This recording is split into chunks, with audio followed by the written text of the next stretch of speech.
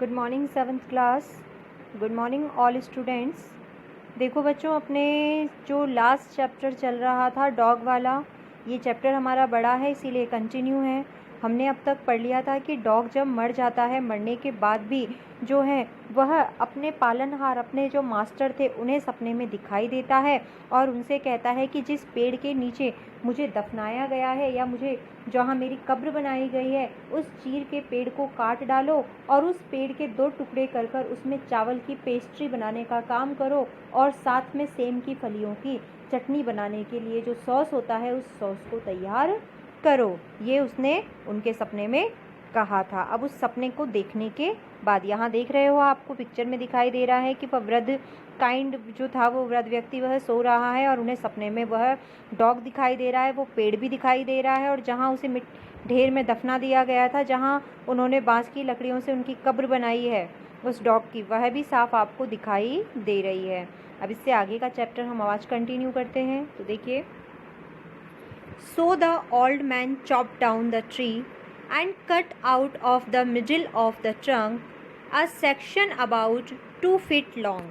जब जैसा कि वृद्ध व्यक्ति ने सपना देखा था, उस सपने के अनुसार ही वृद्ध व्यक्ति सुबह उठता है। उठकर उसने उस चीर के पेड़ को 2 टुकड़ों में बांट दिया, उसको बीच में से काट दिया। चीर के पेड़ को चॉप डाउन कर देना यानी कि काट देना। And cut out the middle of it trunk a section about 2 feet long. और इसके अलावा जो उसको ढंग से काटने के बाद जो चीर के पेड़ के तने का बीच का जो हिस्सा था उसे भी 2 फीट हिस्से तक काट कर एक तरफ अलग कर दिए। यानी बीच की जगह को उसने जिस प्रकार की हमारी मोर्टर होती है ना, ओखली, उस प्रकार का छोड़कर एक हिस्से को अलग कर दिया। With great labour partly by fire, काफ़ी कठिन परिश्रम करने के बाद, मेहनत करने के बाद उसने आग के द्वारा उसने थोड़ी सी आग लगाई और उसके बाद देखिए, partly by the chisel he scraped out a hollow space as big as a small bowl.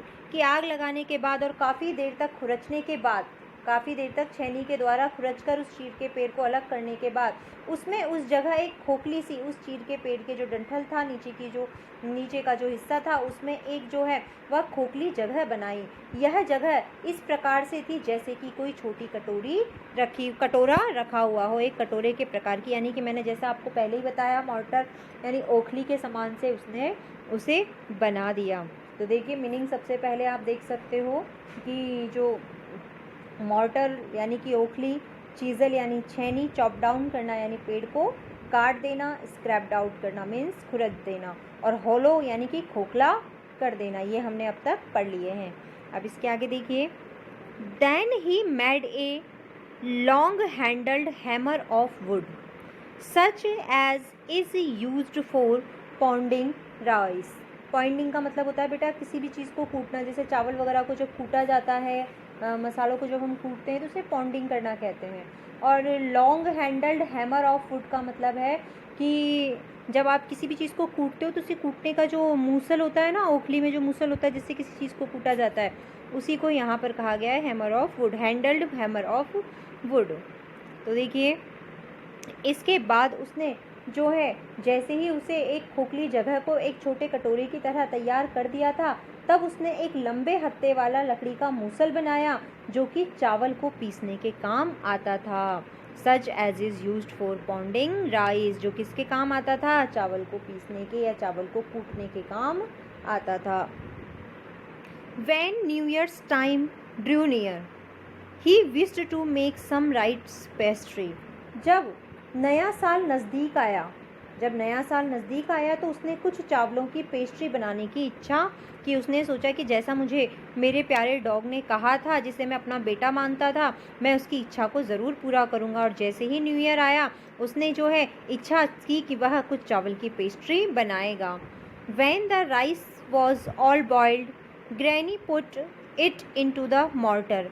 जैसे ही उन्होंने चावल को उबालने के लिए रखा और चावल जब पूरी तरीके से उबल गए तो वह जो ग्रैनी यानी कि जो बूढ़ी महिला थी, उन्होंने उस चावल को ओखली में डाला। उन्होंने उस चावल को क्या किया? ओखली में डाला। मॉर्टर आपको बता दिया है, ओखली ग्रैनी यानी जो है वृद्ध महिला, बॉइल्ड यानी उबल गए। तो देखिए जब नया साल आया तो उस वृद्ध व्यक्ति ने अपने म्यूको की, अपने डॉग की इच्छा को पूरा करते हुए उसने इच्छा जाहिर की कि नए साल पर वो चावल की पेस्ट्री बनाएंगे। और जैसे ही जो है वह ग्रैनी ने यानी बूढ़ी महिला ने चावल को उबालने के लिए रखा, चावल जब उबल कर तैयार हो गए तो उन्होंने उन उबले हुए चावल को ओखली में रखा। The old man lifted his hammer to pound the mass into dough and the blows fell heavy and fast till the pastry was all ready for baking।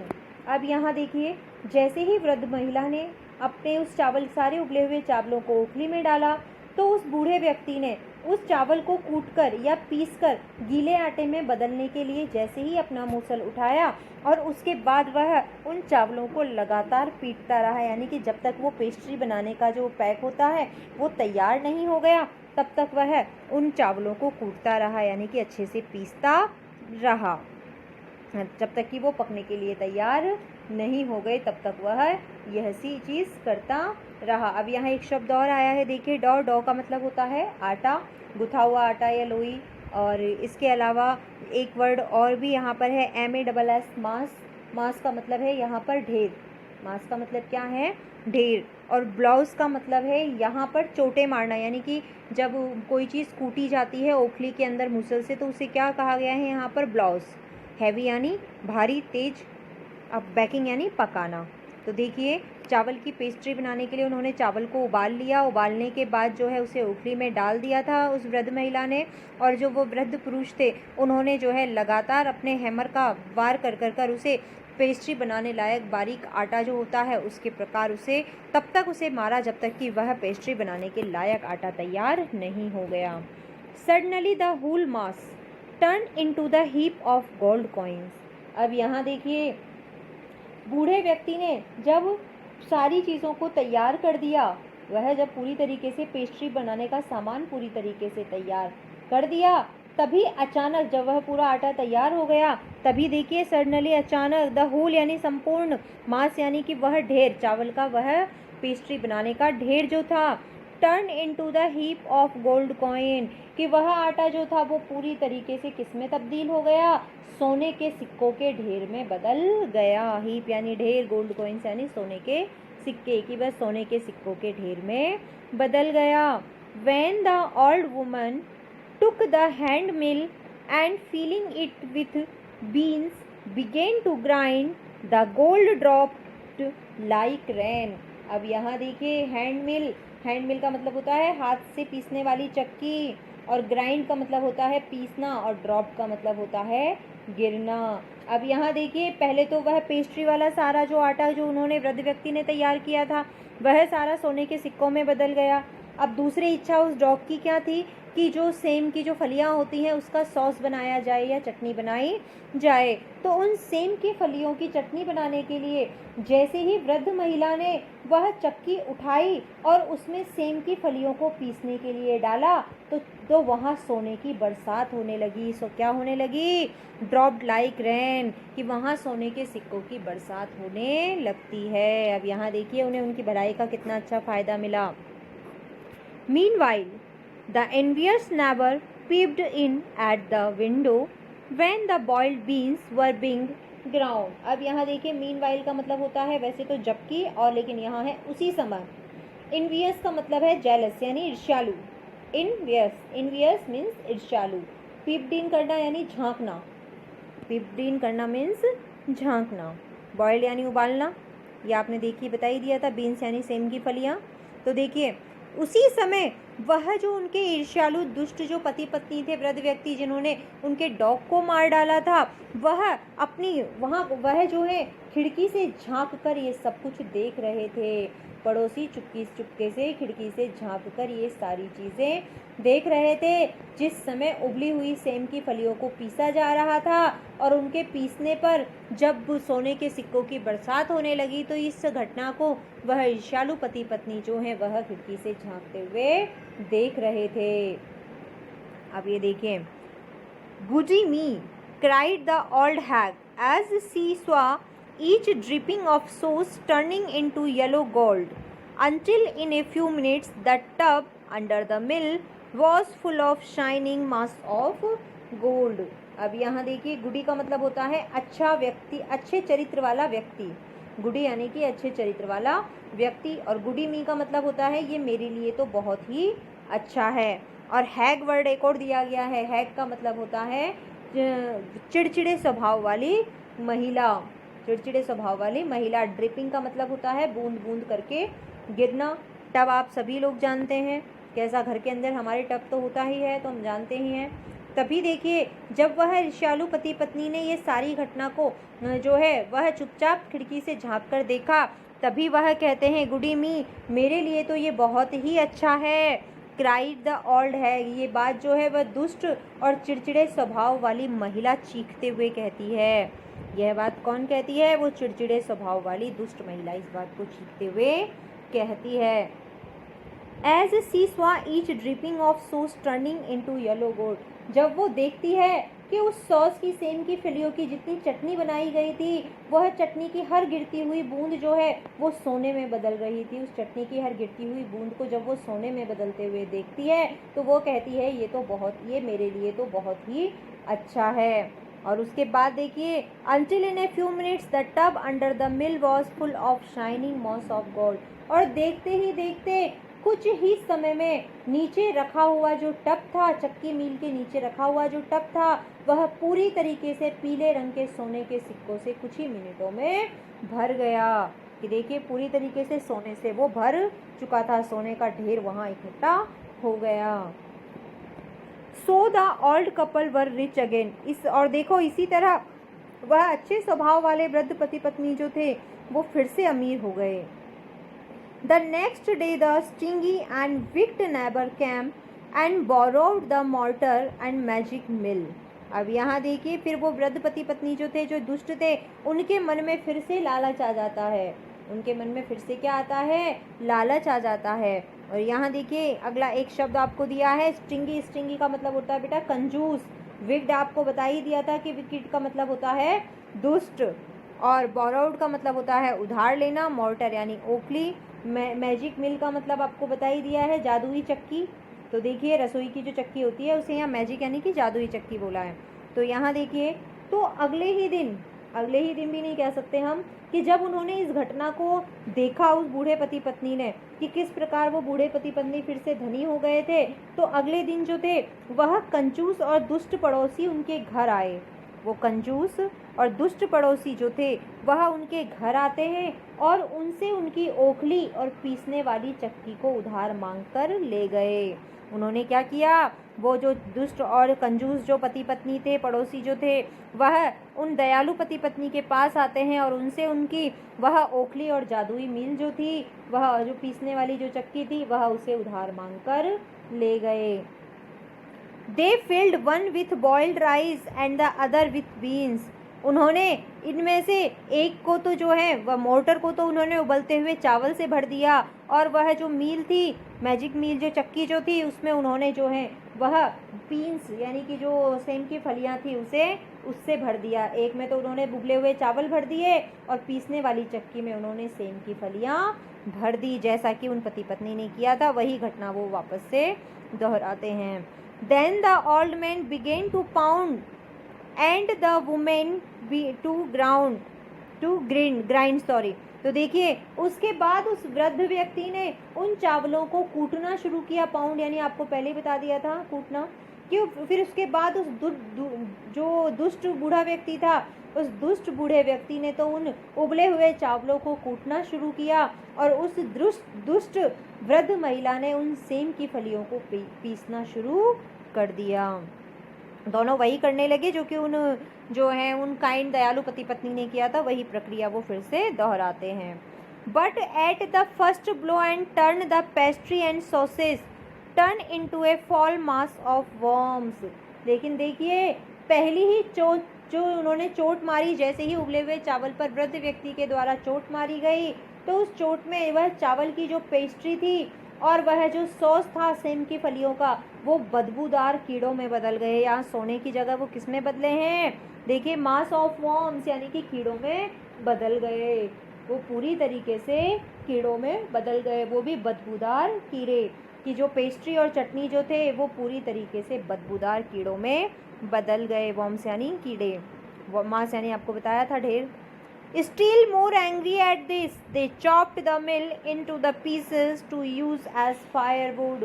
अब यहाँ देखिए, अब इससे वो दुष्ट पति पत्नी और भी ज़्यादा नाराज़ हो गए और उन्होंने गुस्से में अब उन ओखली और वो चक्की जो थी उन दोनों को टुकड़े टुकड़े कर दिया और उसके बाद उसे पूरी तरीके से इस तरीके से तोड़ दिया कि उसे जलाने के लिए ईंधन के रूप में प्रयोग किया जा सके, अर्थात वह उसे जला देते हैं और अपने ईंधन में इस्तेमाल कर लेते हैं। जलाने वाली लकड़ी जितना हम उसे कर लेते हैं और उसके बाद उस लकड़ी को अपने भोजन बनाने के लिए इस्तेमाल कर लेते हैं गुस्से में। यहाँ देखिए, उनके लालचीपन और दुष्ट प्रवृत्ति के कारण दूसरी बार भी उन्हें कुछ नहीं मिला था।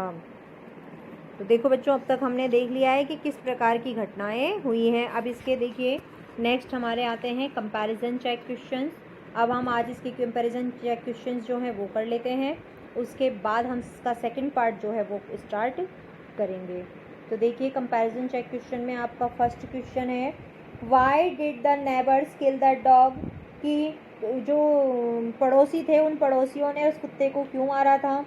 क्योंकि वह विग्ड थे, वो दुष्ट प्रवृत्ति के थे, उन्हें कोई भी जानवर पसंद नहीं आता था और लालच की वजह से जब वह उस डॉग को लेकर आते हैं लेकिन उन्हें जो है वहाँ पर किसी भी प्रकार का सोने का ढेर नहीं मिलता है और वहाँ पर उन्हें मरी हुई बिल्ली का बच्चा जब मिलता है तो वो गुस्से में उसे मार देते हैं। तो इसी को हम इंग्लिश में लिखेंगे। आंसर को ध्यान से सुनना बच्चों, आंसर सुनोगे तभी कॉपी में लिख पाओगे।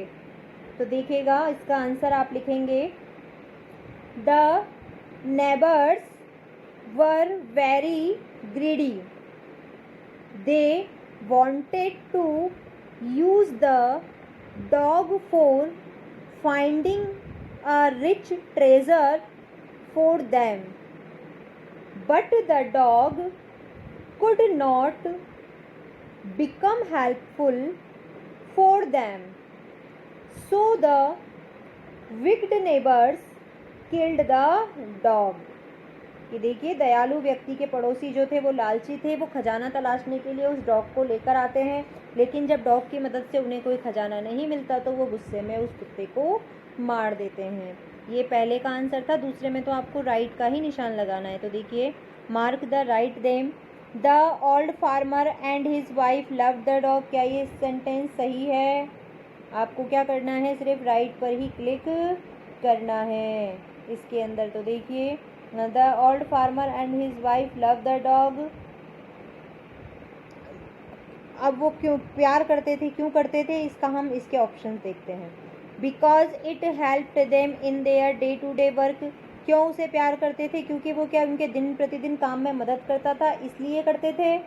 या दूसरा है आपका, as if it was their own baby, कि या फिर इसलिए करते थे कि यदि वह उनके खुद के बेटे जैसा था या उसे मानते थे। या फिर as they were kind to all living being, या इसलिए करते थे क्योंकि वह सभी जीव जंतुओं के प्रति बहुत ज़्यादा दयालु थे।